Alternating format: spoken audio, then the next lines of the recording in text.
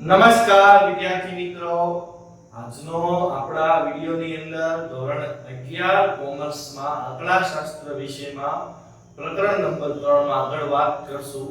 આની પહેલાના વિડિયોઝની અંદર આપણે જે છે મધ્યક વિષયની વાત કરી હતી અને માહિતીના પ્રકાર વિશેની વાત કરી હતી કે કઈ માહિતીને શું કહેવાય, અસતત કઈ, સતત કઈ, એના વિશેની વાત કરી હતી. અને આપણે આખું મધ્યક જે છે એ 4 માર્કમાં આપણને કેવી રીતે પૂછાય, એના દાખલા કેવી રીતે હોય અને ભૂલથી લેવાયેલા અવલોકનો તેના વિશેની વાત કરી હતી. હવે આજના આ વિડિયોઝની અંદર આપણે મધ્યકના બીજા જે પ્રકાર છે તેના વિશેની વાત કરશું. એમાંનો પહેલો પ્રકાર આપણો છે મિશ્ર મધ્યક. ટાઈપ 2 માં પહેલો પ્રકાર છે મિશ્ર મધ્યક. તો આપણે જે છે કે આજે મિશ્ર મધ્યકની વાત કરશું. તો મિશ્ર મધ્યકને જે છે એ આપણે x બાર c તરીકે ઓળખાય. એટલે કે મિશ્ર એટલે કમ્બાઈન, મિશ્ર એટલે કમ્બાઈન, મધ્યક એટલે x બાર. એટલે આપણે એને નામ આપશું x બાર c. હવે એનું સૂત્ર છે n1 x બાર 1 into n2 x bar 2 plus n3 x bar 3 એના છેદમાં n1 plus n2 plus n3. જો હવે આ જે છે આનું સૂત્ર છે n1 સાથે x bar 1, n2 સાથે x bar 2, n3 સાથે x bar 3 છેદમાં n1 plus n2. હવે એવું જરૂરી નથી કે 3n હોય, એટલે કે 3 વસ્તુની સંખ્યા આપેલી હોય. તમને 2 આપેલી હોય તો તમારે જે છે એ x બાર c n1 x બાર 1 n2 x બાર 2 n1 plus n2. તો આવી રીતે પણ તમે જ્યારે 2 આપ્યા હોય તો આવી રીતે સૂત્ર લખવાનું, 4 આપ્યા હોય તો 4 સુધી લઈ જવાનું, 5 આપ્યા હોય તો 5. પણ આપણે જે છે 2 અને 3 ના દાખલા આવે છે, એનાથી વધારે આવતા નથી. તો આ મિશ્ર મધ્યક છે. મિશ્ર મધ્યક એટલે જે છે એ કમ્બાઈન જે છે મીન થાય. એનો મતલબ એવું કે કોઈ બે વિભાગના એક સાથે આપણે મધ્યક ગોતવાના હોય ત્યારે જે છે કે આપણે મિશ્ર મધ્યકનો ઉપયોગ કરીએ છીએ. હવે જે છે એ આપણે એને દાખલા દ્વારા સમજીએ કે મિશ્ર મધ્યક જે છે કેવી રીતે શોધાય, એની રકમ કેવી રીતે હોય તેની વાત કરીએ. પહેલો દાખલો છે, એક ફેક્ટરીના 10 કુશળ કારીગરોને આપવામાં આવતા દૈનિક વેતનનો મધ્યક 25 છે, જ્યારે 20 બિનકુશળ કારીગરોને દૈનિક વેતનનો મધ્યક 30 છે. તો બધા કારીગરોનું વેતન શોધો. તો હું તમને સમજાવું છું. પહેલા 10 કુશળ અને 20 બિનકુશળ. એટલે કે પહેલા n1 જે છે એ 10 થશે, n2 જે છે એ 20 થશે. હવે મધ્યક, મધ્યક એટલે x બાર. એટલે કે આનો મધ્યક જે છે 25 છે, એટલે કે x બાર 1 જે છે 25 અને x બાર 2 જે છે એ આપણી પાસે છે 30. હવે આનો આપણે મિશ્ર મધ્યક ગોતવાનો છે. મિશ્ર મધ્યક એટલે કમ્બાઈન મીન, એટલે કે x બાર c. એનું સૂત્ર છે n1 x બાર 1 plus n2 x બાર 2 એના છેદમાં n1 plus n2. હવે તો કે n1 જે છે 10, x બાર 1 તો કે 20, સોરી x બાર 1 25, n2 20, x બાર 2 30 એના છેદમાં n1 plus n2 10 plus 20. તો અહીંયા જે થઈ જશે 250. અહીંયા થઈ જશે 20 ગુણ્યા 30 કરો એટલે 600 અને અહીંયા થઈ જશે 30. હવે આ બેનો સરવાળો કરો એટલે તમને સરવાળો થાય 850 ભાગ્યા 30. મીંડું ઉડી જાય. 85 ભાગ્યા 3 કરો એટલે 28.33. ઈ તમારું મળી જાય મિશ્ર મધ્યક. તો આવી રીતે જે છે વિદ્યાર્થી મિત્રો મિશ્ર મધ્યક શોધાય કે આપણને બે મધ્યક આપેલા હોય એના આધારે જે છે એ આપણે મિશ્ર મધ્યક શોધી શકીએ. તો આમાં તમને ત્રણ વસ્તુની પણ માહિતી આપી શકે. આમાં આપણને ફક્ત બે જ વસ્તુની માહિતી આપી છે એટલે હવે આની અંદર તમને ત્રણ વસ્તુની પણ માહિતી આપી શકે. હવે જે છે આપણે આની પછીના દાખલા તરફ જઈએ. હવે એની પછીના દાખલામાં છે એક વિદ્યાર્થીને 7 થિયરીના પેપરમાં મળતા ગુણનો મધ્યક 62 છે. એટલે 7 થિયરીના વિશે. પછી 3 પ્રેક્ટિકલ પરીક્ષાઓમાં તેના ગુણનો મધ્યક કેટલો હોવો જોઈએ? જો 3 પ્રેક્ટિકલ પરીક્ષામાં કેટલો હોવો જોઈએ કે જેથી સંપૂર્ણ પરીક્ષામાં તેનો મધ્યક 68 છે. એટલે કે સંપૂર્ણ એટલે બધું મિશ્ર. એટલે કે આ તમને જે છે ને સંપૂર્ણ એટલે મિશ્ર મધ્યક આપેલો છે x બાર c. તો હવે હું આને રકમ બનાવું તો જો n1 તો કે 7 થિયરીના વિશે એનો મધ્યક x બાર 1 65 છે. પછી n2 3 પ્રેક્ટિકલના વિશે એનો મધ્યક કેટલો હોવો જોઈએ? એટલે કે x બાર 2 આપણી પાસે નથી. એનો મધ્યક કેટલો હોવો જોઈએ કે જેથી x બાર c જે છે 68 થાય. એટલે કે આનો મતલબ એ કે આપણને x બાર c આપેલો છે એના આધારે આપણે મિશ્ર મધ્યકનો સૂત્રનો ઉપયોગ કરીને x બાર 2 ની કિંમત ગોતવાની છે. તો હું આ લખું x બાર c n1 x બાર 1 n2 x બાર 2 ના છેદમાં n1 પ્લસ n2. તો હવે મારી પાસે x બાર c છે 68, n1 મારી પાસે છે 7 અને x બાર 1 મારી પાસે 62, n2 3, x બાર 2 નથી એટલે એમના, n1 પ્લસ n2 7 પ્લસ 3. હવે જો 7 ને 3 10 થાય. આ બાજુ ગુણાકારમાં જાય એટલે 680.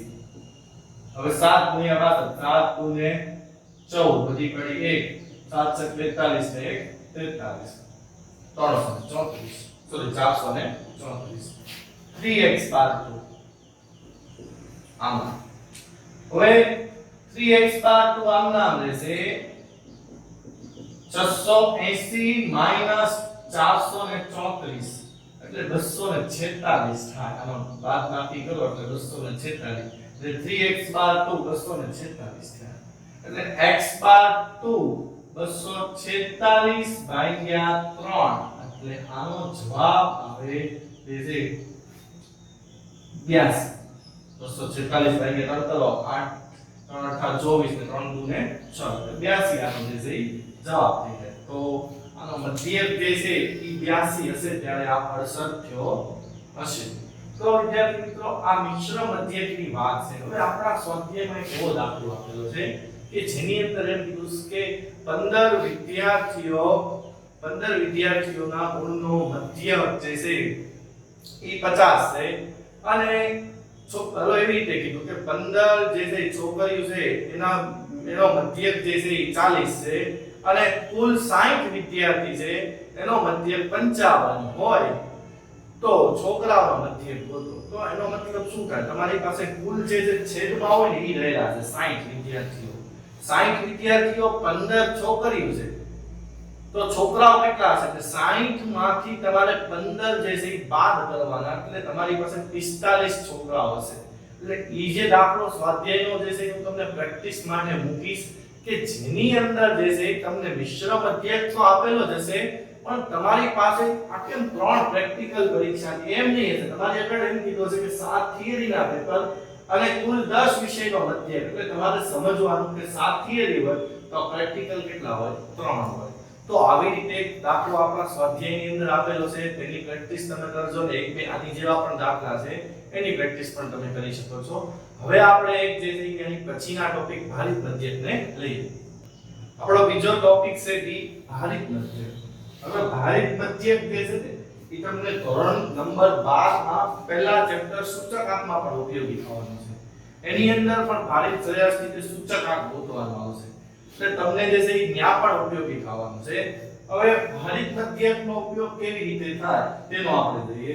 તો ભારિત મધ્યક એટલે ભારને ઇંગ્લિશમાં વેઇટ કહેવાય એટલે કે x બાર w અને કેવા x બાર x ની નીચે w એટલે ભારિત મધ્યક એનું સૂત્ર છે સિગ્મા w xi ના છેદમાં સિગ્મા w આ એનો ફોર્મ્યુલા છે ટેક્સ્ટ બુકમાં જુદું આપેલું છે ટેક્સ્ટ બુકમાં w1 જે આવી રીતે તમને આપેલું છે w1 પછી x1 w2 પ્લસ કરીને x2 આવી રીતે ટેક્સ્ટ બુકમાં આપેલું છે છેદમાં w1 પ્લસ w2 આપણે એવી રીતે નથી કરતા આપણે આ એક જ સૂત્ર રાખીએ છીએ એના આધારે આપણે કોષ્ટકને આધારે આપણે જવાબ લખી શકીએ હવે આની અંદર જે છે એ w ને છે ને ભાર કહેવાય w ને ભાર વેઇટ કહેવાય અને જે છે એ x જે છે એ વસ્તુના ભાવ હોય વસ્તુ ભાવ સાપેક્ષ હોય એ બધી વસ્તુ આની અંદર x ની અંદર માહિતી આપેલી હોય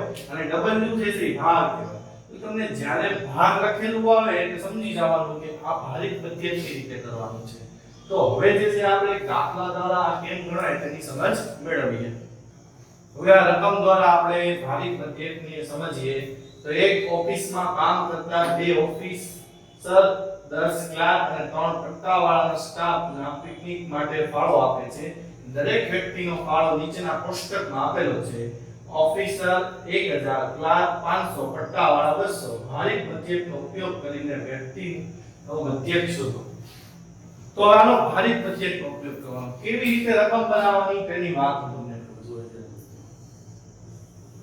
આવી રીતે કોષ્ટકની અંદર જે છે આપણે પહેલા જે વિગતમાં પછી xi પછી w અને wxi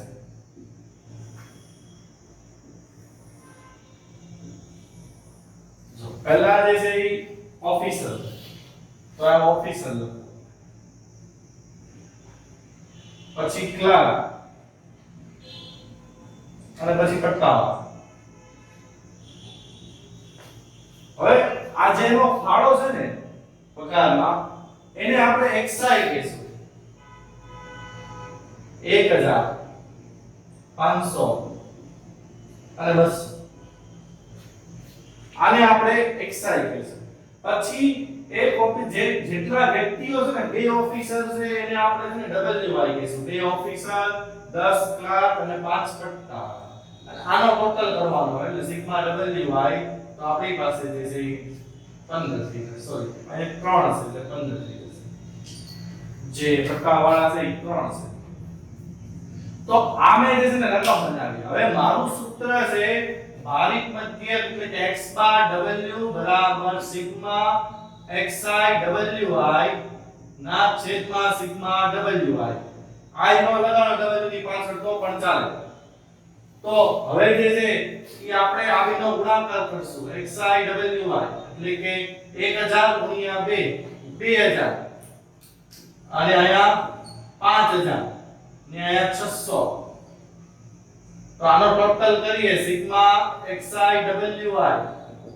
7600 થાય 5 ને 2 700 એટલે 7600 હવે આ 7600 ભાગ્યા આપણે કરવાના જે છે 15 એટલે 5 ભાગાકાર કરો એટલે 506.67 જે છે એ તમારો જવાબ એટલે કે વ્યક્તિ દીઠનો ફાળો ભારિત મધ્યક 506.67 ઈ આપણો ફાઇનલ આન્સર કહેવાય તો વિદ્યાર્થી મિત્રો આવી રીતે જે છે ભારિત મધ્યકના દાખલા ગણાય જો આ એક જ દાખલો હતો ને જે ટ્વિસ્ટ જેની અંદર ભાર નહોતો આપેલો હવે હું તમને એક દાખલાની રકમ જ સમજાવીશ જવાબ તમારે લખવાનો છે કે જેની અંદર ભારિત મધ્યક શોધવાનો છે તેની રકમ સમજાવો હવે એક બીજો દાખલો જોઈએ જેને તમને રકમ સમજાવું કે નીચે આ માહિતી પરથી ભાવ આધારિત ટકાવારીના ફેરફારોને ભારિત મધ્યક શોધો હવે ભાર આપેલો છે ભારને આપણે કહેવાય w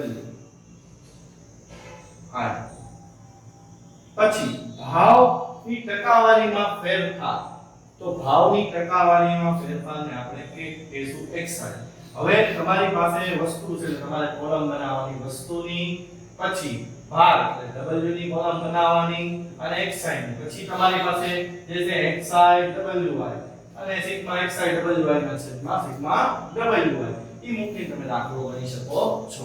તો આજે જે મેં તમને રકમ સમજાવી કે કેવી રીતે આપણે જે છે આ દાખલા ગણી શકાય.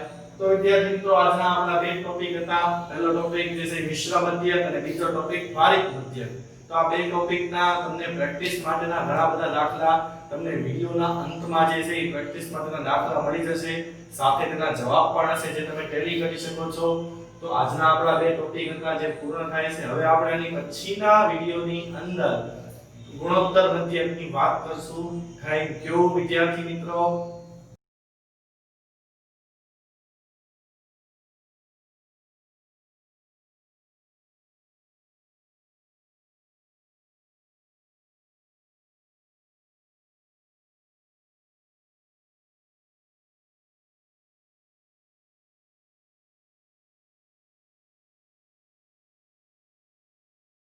હવે આપણે એની પછીના ટોપિકને કન્ટિન્યુ કરીએ. મધ્યકનો છેલ્લો ટોપિક છે જેનું નામ છે ગુણોત્તર મધ્યક.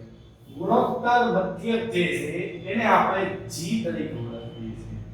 G એટલે જો ગુણોત્તર મધ્યકને ઇંગ્લિશમાં જીઓમેટ્રિક મીન કહેવાય. એટલે એને આપણે G નામ આપીએ છીએ. હવે એનું સૂત્ર ગુણોત્તર મધ્યક G નું સૂત્ર છે x1 ગુણ્યા x2 ગુણ્યા x3 ગુણ્યા ડેશ ડેશ ડેશ xn સુધી એટલે કે જેટલા હોય એટલા. અને અહીંયા આવશે n. આ એનું સૂત્ર છે. હવે સૂત્રની અંદર અમુક તમને જે છે બાબતો ધ્યાન રાખવાના કે જો n બરાબર 2 હોય, n બરાબર 4 હોય, n બરાબર 8 આપણને આ ત્રણ વસ્તુ આવવાની છે. કાં તો n 2 હશે, કાં તો n 4 હશે, કાં તો n 8 હશે. એટલે કે આ ત્રણ ઓપ્શનમાંથી આપણને એક આવવાનું છે. હવે આ ત્રણ ઓપ્શનમાંથી આપણને એક આવવાનું છે. એમાં જ્યારે n બરાબર 2 હોય એટલે કે n જે છે એ 2 અંક હોય ત્યારે વર્ગમૂળની સ્વિચ એક વાર એટલે કે વર્ગમૂળ કાઢવામાં આવે. જ્યારે n 4 હોય ને ત્યારે વર્ગમૂળની સ્વિચ બે વાર કરવાની. અને n જે છે એ 8 હોય ત્યારે વર્ગમૂળની સ્વિચ 3 વાર કરવાની. એટલે કે સપોઝ કે તમને બે સંખ્યા આપી હોય કે 2 ગુણ્યા 3 3 દુ 6 એટલે કે આ બે સંખ્યા છે. તો બે સંખ્યા છે એટલે વર્ગમૂળની ચાલે એકવાર વર્ગમૂળ દબાવવાનું. પછી જો ચાર સંખ્યાઓ 2 ગુણ્યા 3 ગુણ્યા 4 ગુણ્યા 5 આવી રીતે ચાર સંખ્યાઓ એટલે કે 20 આ બધાનો ગુણાકાર કરી નાખવાનો. ચાલો 20 60 અને 120. પછી એની 4 હોય અહીંયા 4 આવે. ચાર સંખ્યા એટલે કે 12 n બરાબર જે છે 4 વર્ગમૂળમાં બે નો લખો તો હાલે પણ અહીંયા 4 લખવા પડે. હવે તો 4 વખત હોય ને n બરાબર તો બે વખત વર્ગમૂળની સ્વિચ દબાવવાની. અને n 8 હોય તો વર્ગમૂળની સ્વિચ 3 વાર દબાવવાની. તમારો આન્સર જે તમને મળી જાય. હવે આપણે જે છે આના દાખલા કેવી રીતે પૂછાય અને તેના જવાબ કેવી રીતે લખવા તેના વિશેની વાત કરીએ. હવે આપણી પાસે જે છે બે રકમ રહેલી છે.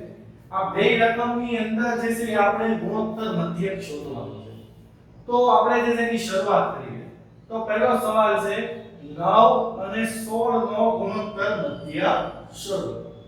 તો 9 અને 16 નો ગુણોત્તર મધ્યક શોધો.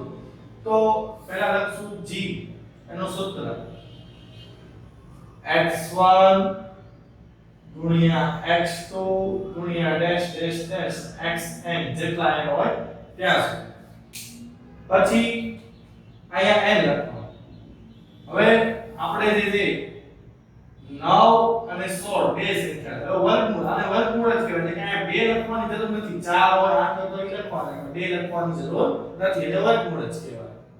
તો હવે 16 9 144.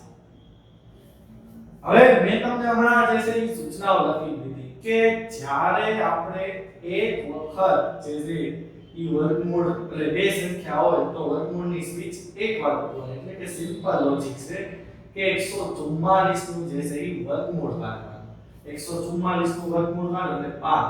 એટલે ગુણોત્તર મધ્યક જે છે ને એ થઈ ગયો તમારી માટે 12. એટલે કે આ સંખ્યાનો ગુણોત્તર મધ્યક હશે 12. હવે બીજા રકમમાં તો પહેલા આપણે ફોર્મ્યુલા લખશું x1 x2 dash dash dash xn સુધી. હવે જેટલી સંખ્યા આવશે એ લખી નાખીએ 2 ગુણ્યા 1 ગુણ્યા 5 ગુણ્યા 9 ગુણ્યા 1 ગુણ્યા 3 ગુણ્યા 2 ગુણ્યા 4. હવે જો સંખ્યા બની ગઈ 2 4 6 અને 8 એટલે અહીંયા આપણે 8 લખશું. અહીંયા જે છે આપણે 8 લખશું. હવે જે છે આની અંદર આપણે અહીંયા 8 લખ્યા. હવે આપણે જે છે આ બધાનો ગુણાકાર કરીશું. તો આ બધાનો ગુણાકાર કરીએ તો આ બધાનો ગુણાકાર જે છે 2160 થાય. આ બધાનો ગુણાકાર જે છે 2160 થાય. હવે તમારે આ 2160 ગુણાકાર થયો. હવે તમારે અહીંયા 8 છે એટલે તમારી આગળ કેલ્ક્યુલેટરમાં જે છે એ વર્ગમૂળની ચાપ હોય એ વર્ગમૂળની ચાપ જે છે તમારે 3 વાર કરવાની. એટલે કે સમજાવું કે 2160 છે લખવાના પછી જે છે 2160 લખ્યા પછી આ એક વાર આ બે વાર અને આ 3 વાર. એટલે તમે આવી રીતે 3 વાર તમે જે દબો ચાપ તો તમને જે છે આન્સર જે છે 2.61 મળી જાય. ફરીથી સમજાવો 2160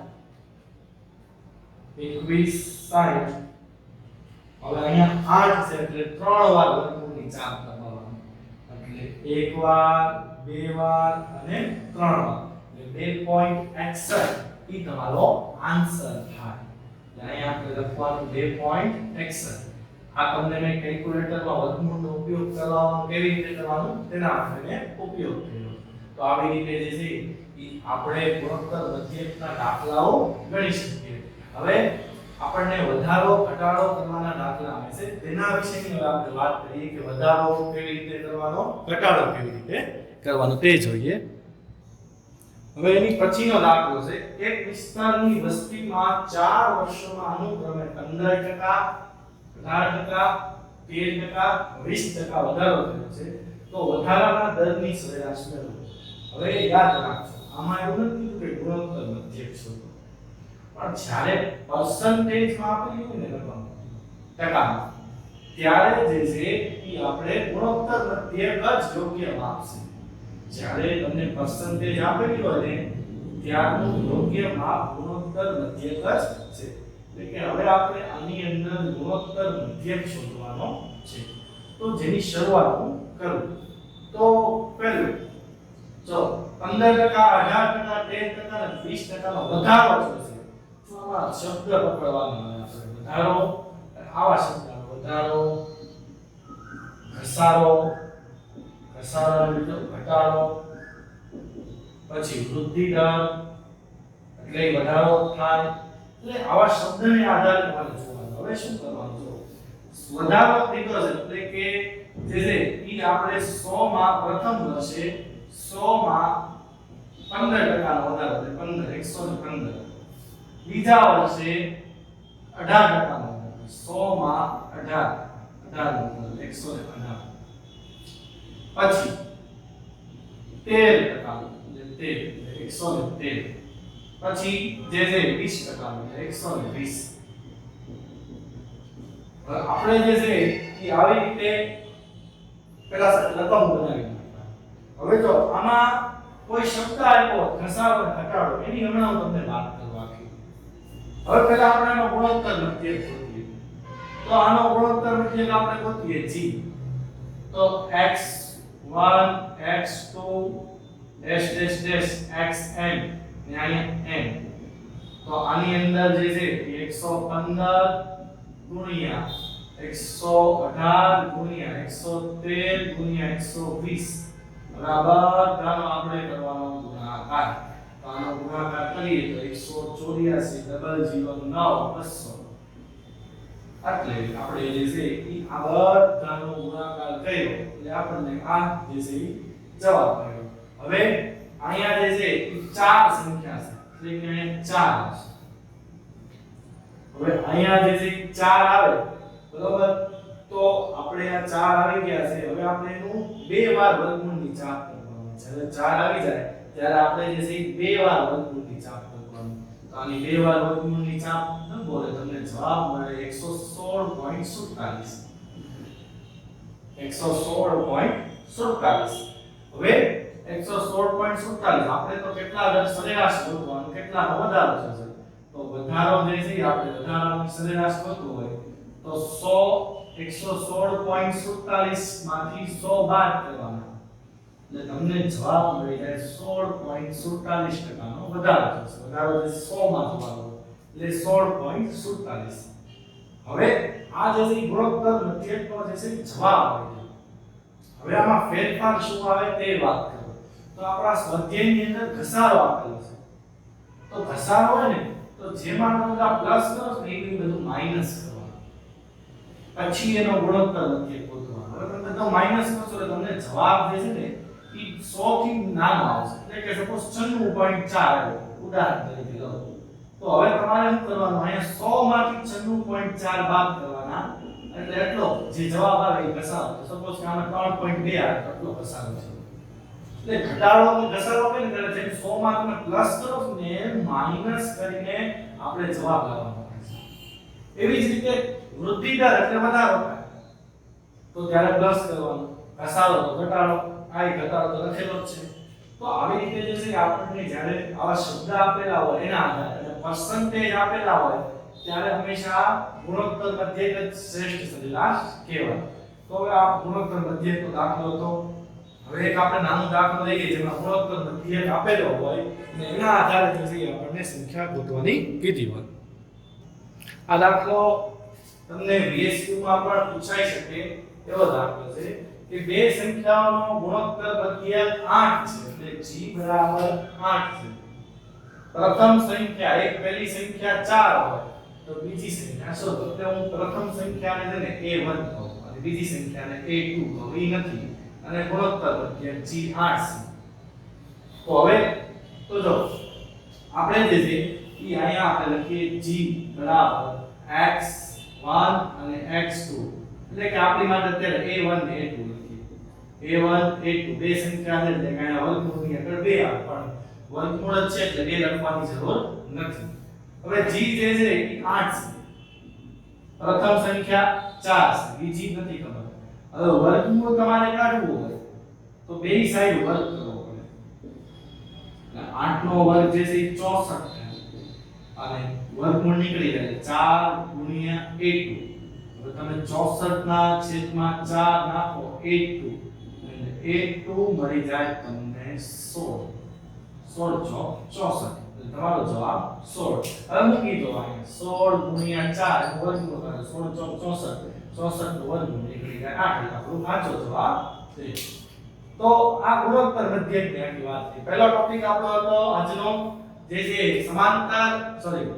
મિશ્ર મધ્યક અને ભારિત મધ્યક એના પ્રેક્ટિસ માટેના દાખલા પણ આપણે મૂકેલા છે. હવે આપણો બીજો ટોપિક હતો ગુણોત્તર મધ્યક. હવે આ ગુણોત્તર મધ્યકના હું તમને પ્રેક્ટિસ માટેના અંતે દાખલા મૂકીશ જેની તમે પ્રેક્ટિસ કરી શકો છો. તો આ ગુણોત્તર મધ્યક પૂરો થાય અને પછીના વિડિયોઝની અંદર આપણે સ્થાનીય સરેરાશના માપોની વાત કરશું. થેન્ક યુ વિદ્યાર્થી મિત્રો.